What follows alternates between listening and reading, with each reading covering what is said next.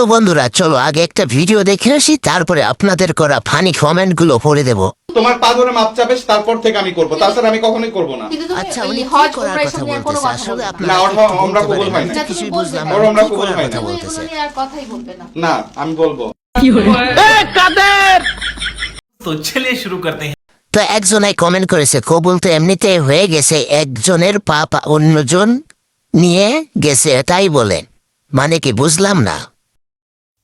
मैं गुल्लू taxi driver. रुको जरा सबर करो बोला धक्का। আবার লিখেছে হাফ লেডিস কি বলে খাটি ইমাম সাহেব, ঠিক আবার ঠিক কথা বলেছেন। আর পা ধরে মাপ না চাইলে হজ কবুল হবে না, তাই নাকি ভাইরা? আসলে কি সত্যি? আপনারা কমেন্ট করে জানাবেন আসলে কি পায়ে ধরে ক্ষমা চাবে নাকি কি ধরে ক্ষমা চাবে, একটু বলবেন। দুই বোনকে ভালোই লাগছে। আরে ভাই এরা দুই বোন না, আর ওটা মেয়ে না, ওটা হচ্ছে ছেলে। আপনার কিভাবে বুঝাবো ওটা হচ্ছে ছেলে, আপনারা একটু বুঝান বাইরে। না আমি আর কি কব, যাক একদিন পরে তালি পরে ঘটনাটা বুঝতে পারিছাও।